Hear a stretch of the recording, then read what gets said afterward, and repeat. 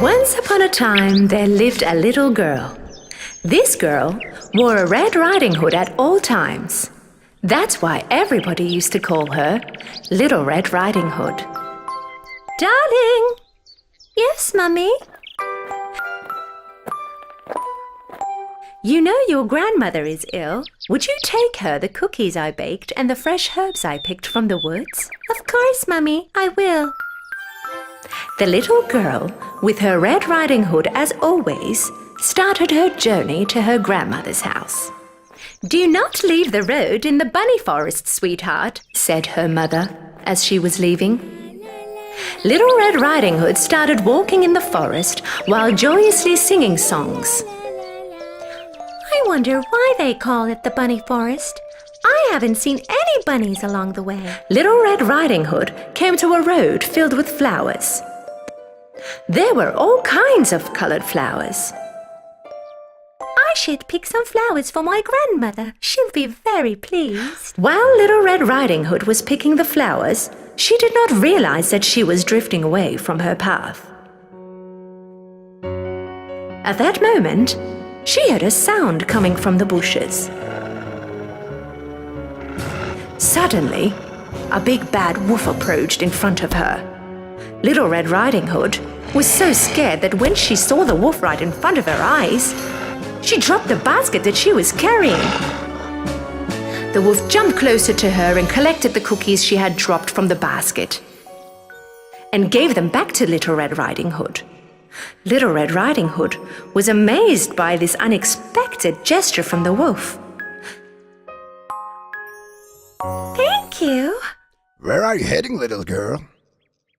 To my grandmother's house, the yellow house at the end of this forest. She is not feeling well, so I'm bringing her cookies and healthy herbs. Really? By the way, you can call me Little Red Riding Hood like everybody else does. I'll head on first and let your grandmother know that you're on your way so that you can continue picking up your beautiful flowers. Right at that moment, he heard a gunshot of an approaching hunter's rifle and ran away as fast as he could.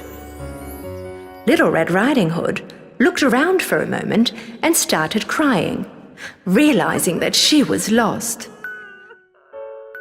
Hearing her crying, the hunter approached and came next to her. What are you doing alone here, little girl? It's very dangerous around here. I'm looking for a big bad wolf whom I've been hunting for a very long time. Little Red Riding Hood was very ashamed because she had not listened to her mother and left the road in the bunny forest. So she could not tell the hunter that she had met the wolf. Well, I was bringing cookies to my ill grandmother living at the end of the forest and I got lost. Let me bring you to your grandma's home then. They started to walk together. And right then, the wolf took a shortcut and quickly made it to the grandmother's house. He knocked on the door. The grandmother yelled from inside, "Who is it?" The wolf changing his voice. It's me, Grandma, Little Red Riding Hood. I brought you cookies and fresh herbs from the woods.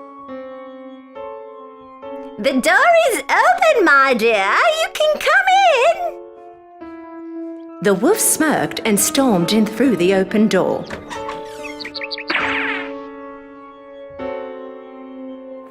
When a while later, Little Red Riding Hood and the hunter arrived at the grandmother's house. Go, little girl. Go next to your grandmother as soon as possible. The hunter went back on his way. Little Red Riding Hood knocked on the door. Her grandmother yelled from inside. Who is it? It's me, Grandma, Little Red Riding Hood. The door is open, my darling. You can come in. Little Red Riding Hood hesitated for a moment, because the sound she heard did sound a little different than her grandmother. She then remembered that her grandmother was ill. Well, grandmother probably sounds like that because she is ill. Little Red Riding Hood opened the door and went in. The wolf, dressed in grandmother's clothing, with her nightcap and her glasses, was lying in the bed. He also closed the drapes so that it became dark inside, and Little Red Riding Hood could not recognize him. I thank you, darling, for all your trouble getting all the way here to bring me food. Come next to me so I can give you a hug. Come, my darling. Come closer. Little Red Riding Hood left the basket on the floor, but she did not get too close to the bed, because her grandma looked different. Why are your arms so long, Grandma? So that I can hug you better. Why are your ears so big? So that I can hear you better. But why are your eyes so huge? So that I can see you better. Why are your teeth so sharp, Grandmother?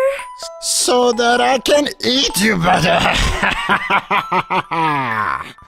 The wolf jumped out of the bed and charged at the Little Red Riding Hood. At that moment, Little Red Riding Hood realized that it wasn't her grandmother lying in the bed, but instead the big bad wolf she had ran into along the way. Help me! The hunter heard Little Red Riding Hood scream Help! Help me! and ran straight to the house, stormed into the open door and caught the wolf immediately. I finally got you, Big Bad Wolf. Now you're in my hands. The hunter cut the wolf's belly and rescued the grandmother. Thank you for saving us, Mr. Hunter. You're welcome. But promise me, little girl, that you will never forget what your mother asks of you. With great appetite, Grandmother ate all the cookies Little Red Riding Hood had brought for her, boiled the healthy herbs to make a cup of tea, and instantly got well. Little Red Riding Hood promised her grandmother that she will never ever fall into the words of a bad wolf again.